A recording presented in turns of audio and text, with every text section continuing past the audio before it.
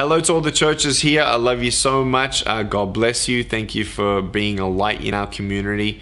I want us to make sure that as a church that we also do a real assessment on allowing people to understand nearly every Sunday that if anybody needs counseling, not just, is someone to pray with you, but free counseling, biblical counseling, where they're not just going to their psychologist that even might be Christian, but because they're employed by some other entities or bodies out there that they can't even mention much about Jesus, but give them prescriptions of pills. When it comes to PTSD from veterans, tragedies and experiences, to marriage counseling, to counseling people who feel like they're never going to get married and they feel alone and they don't feel like they're going to ever be complete until they find their other soulmate. Well, first of all, we know that sometimes it's a recalibration of every day of knowing Jesus is all we need. The Bible helps us to get instructional ways in how to live from day to day, to learn and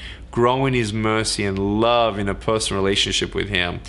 And some of us sometimes just say to people, well, just go to church and you'll find God, or just pray with someone and it's going to go away. No, we sometimes need someone to just counsel with. And so may your church allow the flock to know that there is that free counseling out there. And if you don't feel specifically that you have a qualified counselor in your church for it, scout out somebody in your local community that when someone does come to you and say, hey, my teenager just tried to slit her wrist and attempt suicide, or my husband who's dealing with PTSD is an alcoholic. If you need that extra caliber level up, as a church, pray that those caliber type of counselors and psychologists who are Jesus freaks can sit down with the members of your church and help them, just meet them where they're at and counsel a couple times with them.